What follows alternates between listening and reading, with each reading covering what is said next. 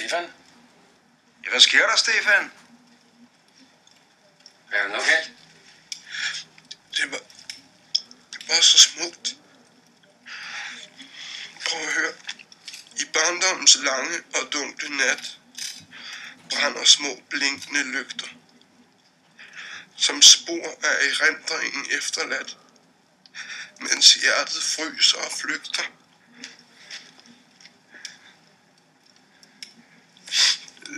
Der er mere.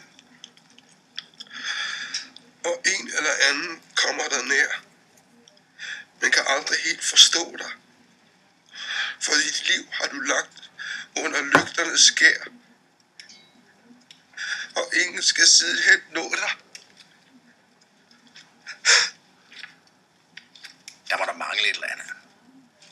Hvad var det, du sagde, den hed? Blinkende lygter af Ove Ditlevsen. Ja, den er da helt spist op af mus, den her bog. Der er nogle mus, der har spist af Ove Ditlevsens bog. Lad nu være, der mangler ikke noget. Det er en udmærket bog. Faktisk så er Ove Ditlevsen en af vores største digtere. Det er godt, Stefan er begyndt at læse. Jo, men hvad betyder det? Er det ikke pisse lige meget, mand? Stefan, sidder du og tuder over et digt? Nej, Jamen, det er jo metaforer. Hvad fanden er det for det B-ord at bruge, mand? Hvad nu? Skal vi til at analysere digt også, eller hvad? Arne, lad nu være. Luk røven, mand. Din hjerne har ikke fungeret, siden du kom ud af det kølrum, ikke? Hvad fanden er det, der sker med os? Stefan, sidder du og tuder over et digt? nej.